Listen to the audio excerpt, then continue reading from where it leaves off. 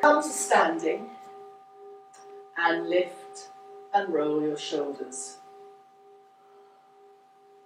Press your feet into the ground and lengthen your body, so specifically lift your chest and have a sense that someone is almost like a puppet of a doll just holding you from above like strings, just realigning your vertebra, stacking your vertebra one on top of the other.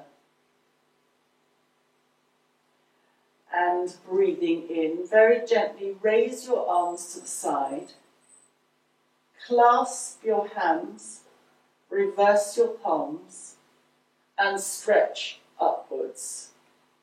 You've always got the option to stretch less by lowering your arms, and you can even have your arms on your waist.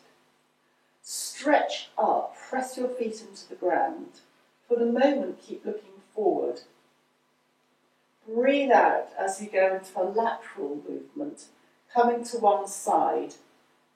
Try and keep your head between your arms evenly, which I can see I'm not quite doing. So just bounce in and out. Inhale, come to the centre and stretch up. And coming over to the other side as you breathe out, just bounce slightly. Breathing in, come to the centre, press your feet down. Breathing out and just explore a rotational movement. You can come in and slightly come out. Breathing in, come to the centre, and breathing out, very gently turn to the other side, as little or as much as you would like. You can come in and out. Come to the centre. And then very gently release your arms to shoulder height. And breathing out, turn to look beyond the third finger of one hand. And you can stay here for an in and an out breath. Come to the centre. And breathing out, turn and look beyond the third finger of the other hand. And come to the centre. Breathing in, rotate your hands and palms upwards and try and see if you can rotate your little finger upwards. And then breathing out, rotate your arms downwards. Your thumb goes down. And then just release and relax and lower your arms back down alongside you. Lift and roll your shoulders. And stepping your feet hip width apart. Anybody with a knee issue might like to minimise this movement or not do it, but it is generally quite good for knee issues. Hands on the waist, and just very gently, I'm going to turn to the side so that you can see I'm slightly bending my knees and bringing my bottom away from me, so this activates the lower abdominal muscles. And then pressing on your feet to bring yourself upwards and release your hands. Anytime you bend your knees, you activate your abdominal control. And your abdominal control, for all kinds of reasons, is quite beneficial because it helps support your lower back. But it's an area that we can sometimes tune out of. Not always, but some people, me included, has a tendency to tune out of that. And then breathing out, slide your hands down your knees, to your knees, beyond your knees, to your shins. Press your hands into your shins and have a sense of lengthening from your tailbone all the way to the top of your head, which means the back of your neck is long and your chin tucks in. Breathing out, slightly bend your knees and open your elbows. Your chin will come more towards your chest. And pressing your feet down, roll up vertebra by vertebra. You can use your fingers to trace your ascent along the front of your body to come up to standing. And inhaling, raising your arms upwards. Stretch your fingers. Your thumbs come towards you and your little fingers point away from you. And then breathing out, lower your hands. Lift and roll your shoulders. We do this a lot in yoga, it not only opens the shoulders here at the shoulder joint where you've got some lung meridians, but it also opens the energy and gateway pathways into the head. And yoga is very simple. It classifies head diseases as diseases of the upper body, of the head, and they are all the dementias, for instance, and Parkinson's. So this simple movement of lifting and rolling your shoulders back opens those gateways. In a particular form of yoga, which is based on the Kerala warriors down in southern India, which is almost a form of martial arts, they will, in their tradition, will not only lift and roll the shoulders, but always they're lifting the shoulders up and down, just freeing off the neck, the shoulders, just freeing off that upper body, lifting and just dropping. And similarly, at the lower level, they also, if you're interested, will, I'm turning sideways so that you can see me, lift their heels and bounce their heels. So the bouncing sets up a vibration and you can have your feet further apart. That vibration travels from the soles of the feet all the way up to the top of the head. And it's freestyle, and if you wonder what on earth we're doing this for, certainly in the brain, you're activating energy and you're activating vibration, which translates to energy, which translates to movement. So you are asking the brain in some strange way to activate it. But you can have too much of a good thing, so we'll come to just gently coming to the centre again. And we're going to go into a very familiar movement of just going from side to side. So just freestyle again. You can make this very gentle, where you hardly sway at all. And if you're in a supermarket or a queue of any type, this is quite useful. It moves all your energies and it distracts your mind, but also the movement from side to side on your feet helps with your balance, it stops you getting backache. However, you can, as I can see you're all doing, going a little bit wider, that's fine. You can lift your heels or stay still. So the instruction is to perhaps lead with your navel. If you're looking for an instruction, it just lessens any back movement and make sure that you move from the navel, moves the entire body. You can swing your arms lightly or you can swing them right up to your shoulders. So on the medicine side of yoga, we're just dipping in now into Tibetan yoga, and the medicine side of Tibetan yoga is Yantra yoga. They really do slap either side. And the original movement of this is, I'm going to demonstrate it, but I'm not going to ask you to do it because you'll get very dizzy, is like a swirling dervish where you're turning around always to your right side, but as you can see, you will get dizzy very quickly. When you stop, everything swims. So it's a way to disconnect your mind from what your thoughts are. It's a mindfulness practice. And then just gently and gradually come to reduce your movement and just circle your hands and wrists up. Carpal tunnel syndrome, we'll just come to that in a moment. Stretch your fingers out and then just rotate down.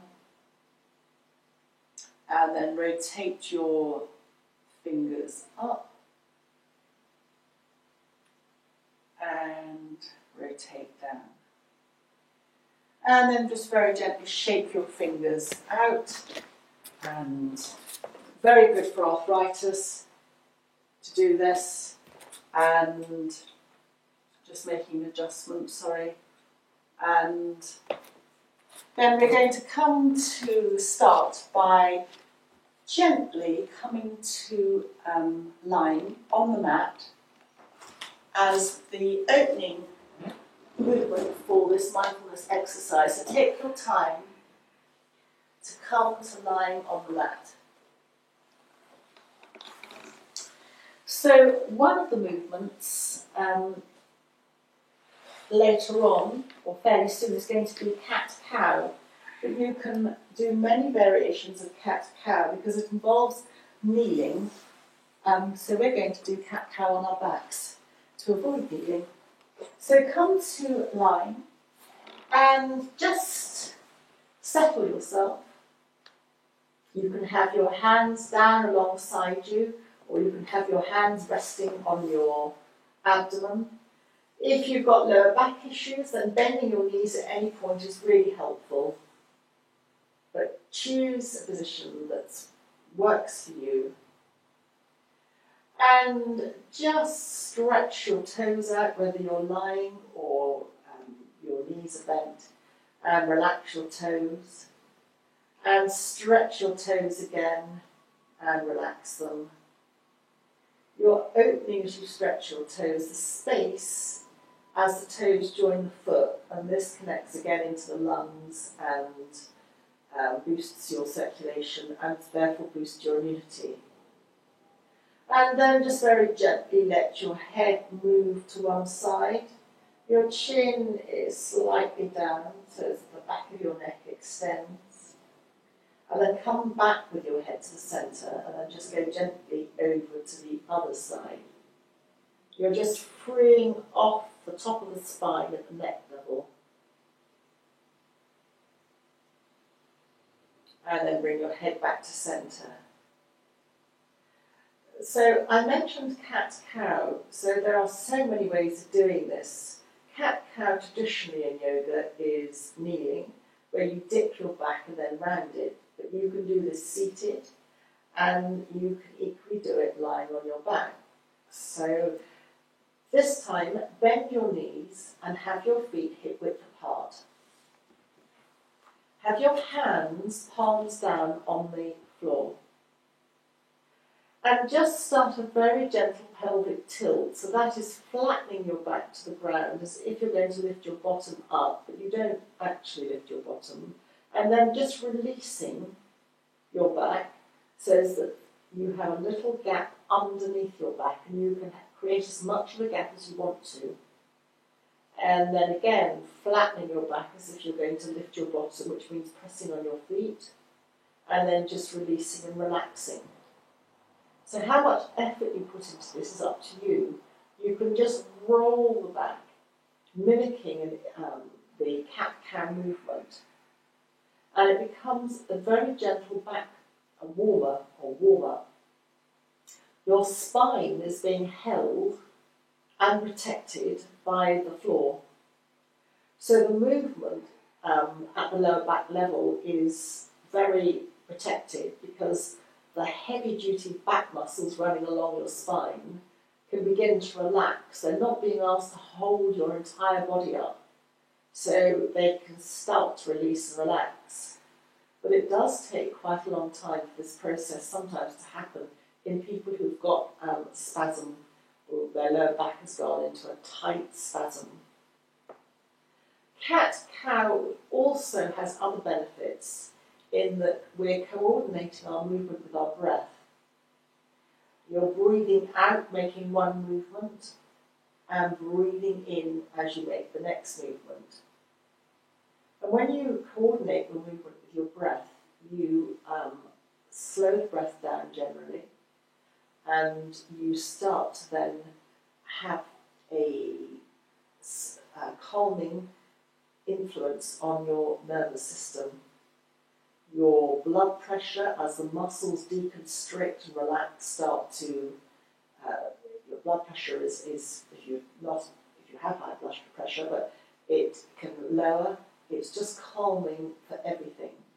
Your heart isn't having to work very hard because the heart and head are parallel, it's not having to pump up to the head. It's an altogether very, very soothing practice. But then begin to hug one knee into the chest. I don't mind which knee you pick up, hugging the knee into the chest. Check that the back of your neck is long. In other words, your chin isn't shooting up to the ceiling. And just very gently, with your knee hugged in, circle your ankle in one direction. Our ankles support our entire weight. The weight comes through the ankles to the feet. And then circle your ankle in the other direction. So mobilising the ankle is very helpful for stabilising our posture, our legs, and if we are unfortunate enough to trip over, any damage around the ankle area is hopefully lessened by having a flexible ankle. And then taking that bent knee, only if this is open to you, and turning the knee out slightly to the side, resting the ankle on top of the other leg. The closer the knee is into the body, the less strain it is on your knee. So just like a slide, the more you slide your ankle over, the less the knee opens out. So just find your comfortable position and rest your hands now on your abdomen. So start to sway your knees slightly from side to side. The top knee will obviously move more. The bottom knee will sway very slightly. And you'll find that you're beginning to move across your lower back, the top of the sacral area and the bottom of the lower back. The more you sway, the more you'll massage either side. The opening of the bent leg opens you at the groin, the inner groin, and you've got a proliferation of lymph nodes at the lower level. So this is generally boosting your immune system. If you wanted to really focus on your immunity, you might stay here or have a variation of this pose and stay for several minutes. But for the moment, we're just swaying from side to side. And then taking both hands under the thigh of that bent leg to lift the leg up. You can just, for lubricating the knees, holding the thigh of the knee, swing the knee from side to side, swing it up and down. And that lubricates the knee joint. The lower you have your knee, the slightly more you lubricate. And then just release that foot back down to the ground. And transfer your attention to the other knee, hugging the other knee into the chest. Just relaxing. This hugging the knee into the chest is very helpful for any lower back pain because it focuses on our lower energy, which is called apana, and this is an apanasana pose. That tunes into the lower abdominal energy. So this pose almost mimics a fetal position where we curl up anti-pain. And then just holding your leg underneath the thigh. And just stretch your toes as we did before, and then begin to circle the ankle in one direction. You can slow your circling down to your breath so that you breathe in as the toes go up and breathe out as the toes go down. And that becomes mindful. And then reverse your circle. Again, excellent for ankle health, general posture. And then release. And then turn, holding and supporting your bent knee, just turn the knee out to the side as you place the ankle on top of the other leg. And then you can place your hands on your abdomen and just very gently rock from side to side. How much you rock is very much up to you.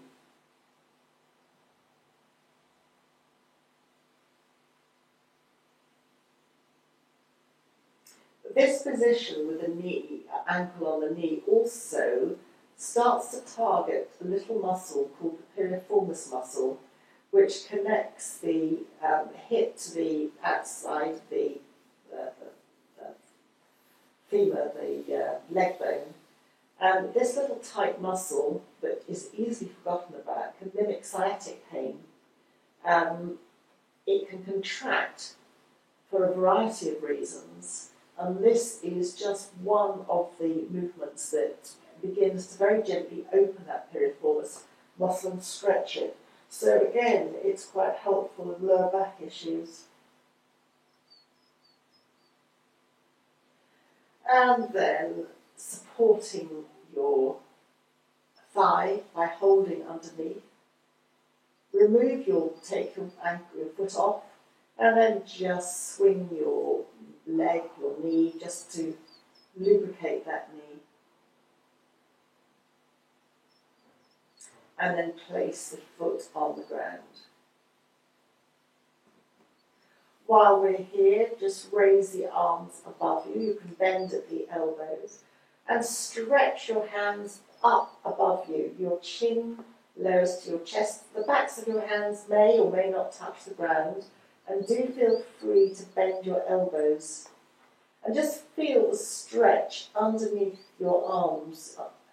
This opens under your arms and opens the upper lymph, or a proliferation of upper lymph nodes under your arms. So again, you're just stretching and boosting your immune system at the upper level. And start breathing out as you lower your arms back down alongside you. And we're going to come to however you feel that you'd like to do this, to roll to the side maybe or to rock up. We're going to come to a very gentle downward dog. But for anyone with knee issues, you don't feel you've got to come via your knees. You can roll to the side, come up to standing, and then come down to dog, but come to whatever works for you. We're not going to stay on our knees for any length of time. So just come to a very soft downward dog. So hands shoulder width apart, knees can be hip width apart or even wider, and your legs can be bent, certainly for lower back issues, and then begin to straighten the legs. And just walk the dog. If this is too much for anybody, then come to resting. If your knees are difficult, to come to rest on your knees and come to hug your knees into your chest on your back. We're not going to stay here for very long. We're just going to walk the dog by bending one knee and then bending the other knee. And then gently walk your hands towards your feet and your feet towards your hands. Soften your knees to support your torso as your torso rests on your bent legs and stretches out your lower back. And then gently press your feet into the ground and come up vertebra by vertebra to standing. And we're going to do a version of Warrior One. So I'm going to step my left foot forward. You can step it for a long distance. I'm doing a very modified version. But the classic yoga instructions step out about 3 feet. I am doing a softer version, and I'm going to invite you to bring your left foot out towards the edge of the mat. This secures your balance. It's quite difficult with the hip just to make sure that you're not turning or there's torque on your hips. If you're facing forward, so your foot out to the side of the mat helps to secure the balance. And your back foot goes out to a 45-degree angle. Feel free to make any adjustments. We're just going to start by having our hands on the waist and just soften your front knee by bending and dropping your weight centrally. And now make any adjustments with your feet to get comfortable. Soften the front knee, drop your weight centrally as if you're not going forward on the left knee. There should be no weight on the left knee. It should be dropped centrally. And now breathing in, raise your arms up. Look ahead for the moment, stretch your fingers, your soft front left leg is bending. Breathing out, lower your arms and straighten your front leg. Breathing in, soften your front leg, drop your weight centrally, looking ahead, stretch your fingers. Breathing out, lower your hands. And breathing in once more, soften your front knee, keep the weight almost onto your back right foot. And then breathing out, lower your hands. When I say the back right foot, the outer heel of your back right foot, it's very easy to rotate inwards on your foot. And then we'll do one more time, breathing in, straight, lift your arms, and breathing out, lower your arms alongside you. And then step classically your front foot to your back foot, but however you want to do that, just bring yourself back to standing. Realign yourself by lifting and rolling your shoulders. And then step your right foot forward. Again, come to adjust out to the side. Remember, yoga was originally designed for men, smaller than the Western people, because people was smaller, but also men have narrower hips. So this, and then your left foot turns out 45 degrees. So these adaptations and modifications are all there to help us. Feel you can adjust your stance at any point. Just test yourself by having your hands on your waist and soften your front right knee as you drop your weight centrally. So as you drop your weight centrally, feel that the weight is on the back outer left edge of the foot and that there's no or very little weight on the front knee. That's where knee strain can come in. So now, breathing in, raise your hands upwards, softening your front right knee, and breathing out, lowering and straightening your knee as an option. Breathing in, raise your arms upwards, softening your knee and dropping your weight fractionally centrally. Breathing out, lower your hands. And breathing in, raising your arms. Breathing out, lower your hands. And one last time, as you breathe in, soften your legs, your front right knee, stretch, and then breathing out, relax. And come to step backwards.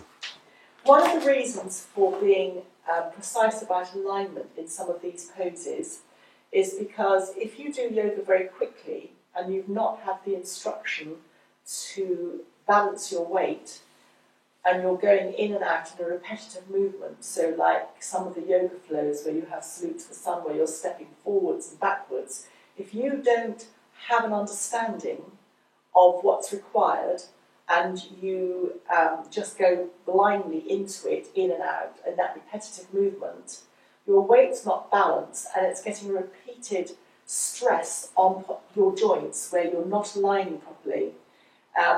When we go very slowly, we slow everything down so there's an opportunity to correct anything because it's in that sudden movement that accidents or strains can more easily happen. And then the other thing is that just occasionally a note or a reminder of alignment principles. I know they're boring, but it does actually help secure, it helps understand what the purpose, what the pose is. And the purpose of a warrior pose is strengthening, so it realigns your foundation, it's uplifting because you lift from the chest, so it's uplifting for the mood, and it's strengthening, it helps to get into your core here, naturally, which is part of your whole defence against disease in the ancient world. Your enemy was the disease, so that's why they're called warrior poses. They became adapted for fight, and for combat and battle and later on, but originally all the warrior type poses, and I understand this is in Chinese tradition as well, were combating, I'm talking about many centuries ago, of course, were combating your greatest enemy, which was disease. So, and then just again, we're going to step out with your feet wide, hip width apart. Why did you hip width apart? my hips would have a funny size. Again, in classic yoga, you step or jump out about 3 feet. So it is actually a useful guide, as I'm not normally so technical, but let's be technical. I'm not doing what I'm asking you to do, I'm modifying, but classically your wrists should be in line with your ankles. And if I did that, you would see I would come out really wide. So that is a really wide stance. I'm not asking you to do that because when you turn in and you start dropping your leg, your knee, if you're inflexible here or there's a tendency to get your weight on your knee wrong. So always in yoga therapy, you can bring your feet in, but that, if you were being aligned properly, is how you would align your body. The wrist would be over your ankles. So turn one foot, I'm going to turn my left foot in and my right foot out. And the same principle applies. You can bring your outer right leg slightly out. Look beyond the fingers of, my case, my right hand, and slightly, softly drop your weight centrally. So it's not coming forward, it's just dropping. If that's too much for the back arm, just put your hand on your waist, and that opens you out here at the shoulder even more. And then come back, just drop your arms, align your feet, and then turn. I'm turning my right foot in, and I'm turning my left foot out. And again, you can have your hands right up. You can always drop your back arm, which opens you up here. That's a modification. And soften your front knee to drop your weight centrally, looking beyond the third finger of that outstretched, in my case, left hand. You can feel here that you can lift up quite easily from the centre of the body. You're stretching up and then just come back and bring, they call it heel toes, so you bring your heels in, toes in, heels in, to softly and gently realign yourself. So after that pose, we'll just very gently raise the arms up. One arm, I'm lifting my right arm, and just slightly come over, chin in. It's a variation of a triangle pose, a lateral stretch. Breathing in, lift up, and breathing out, lower your arm. And then, again, I'm bending my elbow in to lift it up. It avoids shoulder issues, if you have any. Stretch the arm up. Turn the arm to the inside, next to the ear, and then just come forward. Feel that you're between two panes of glass. You can come in and out, that you're not twisting, and then coming up and releasing.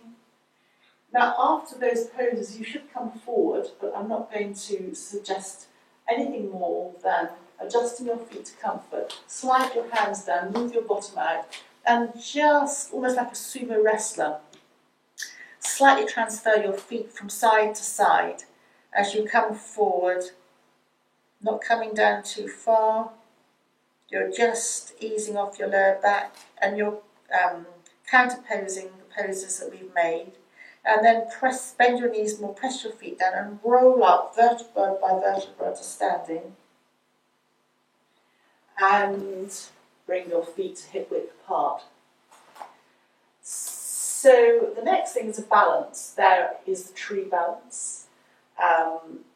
Or you can do a very gentle, simple balance on today.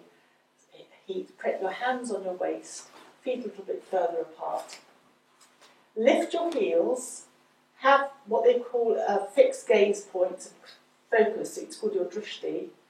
And then you can, if you want to, lower your heels, but they remain a millimetre off the ground, so your weight is going into the heels, which allows you to lift up your body even more, and then finally release and relax your heels back down to the ground. And release your hands, and just once more connect to swaying from side to side.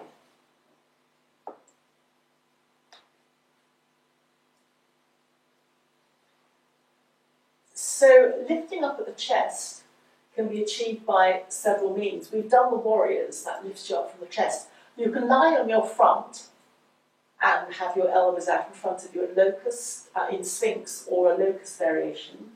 But we're going to do a very, very gentle lifting up. Just come to the centre today by lifting and rolling the shoulders. Come, however you are able to, back down to the mat, to a seated position. And have your legs out in front of you.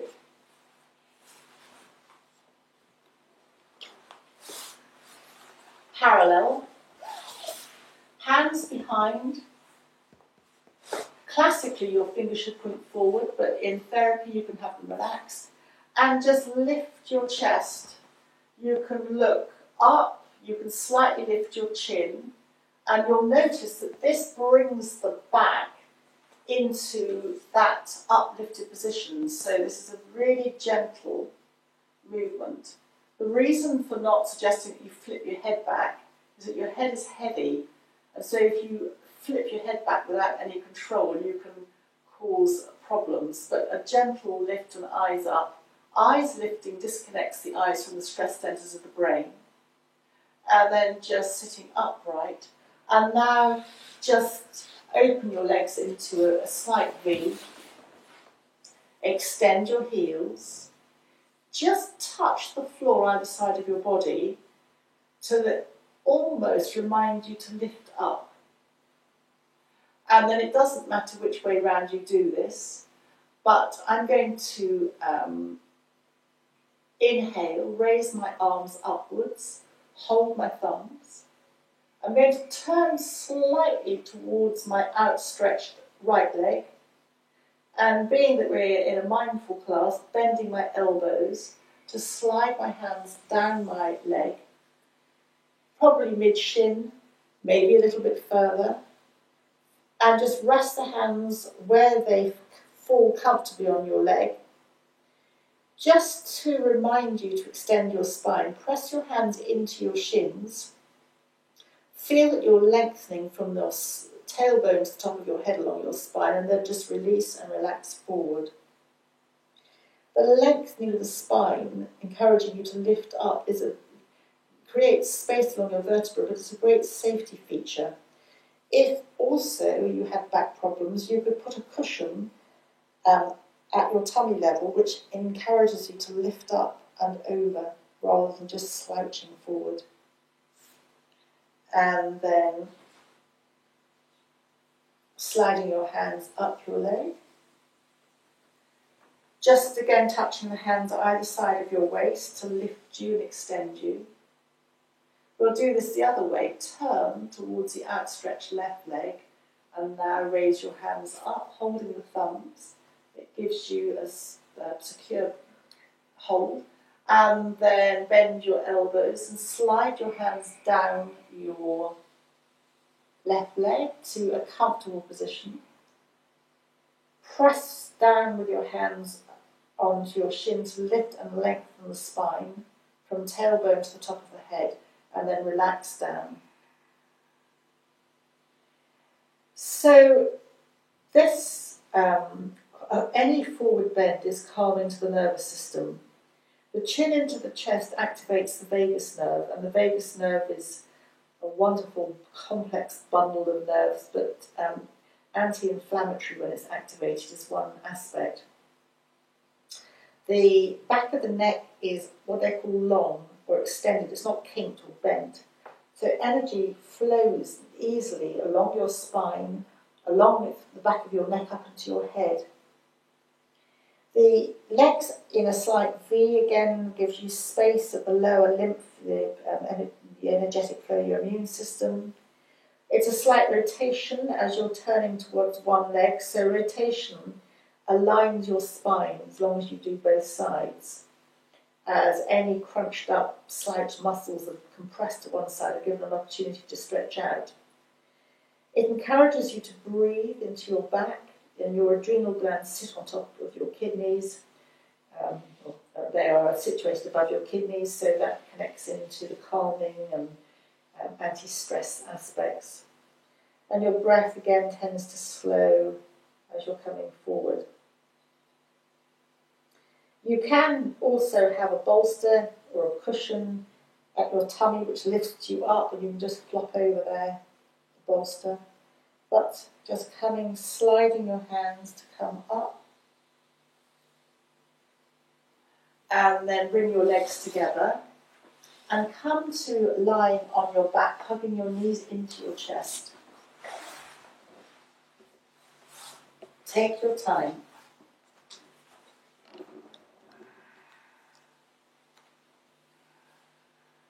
Chin slightly, well, when I say down, I mean your chin's not shooting up to the ceiling. Back of your neck is long. Hug one knee and then the other knee into the chest. Just start by rocking gently from side to side.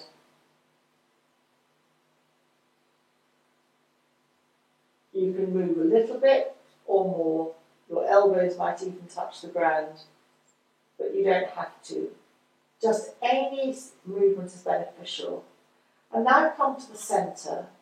Hug your knees into your chest and still holding your knees. As you breathe in, let your knees travel away from you. Hug your knees into your chest as you breathe out. And as you breathe in, let your knees travel away from you. And carry on doing that in your own breath time. And you'll notice that as you carry on doing this, that you're massaging along your lower back, up and down the spine. So this has the effect of massaging along the spine and increasing blood flow at the lower back area.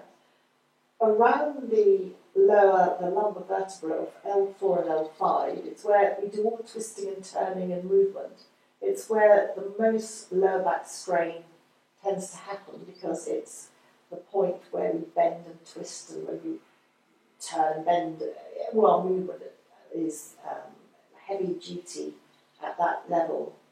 And this gentle movement goes a long way to giving back relief, but it's also very soothing as well for the whole body because your back is not being asked to support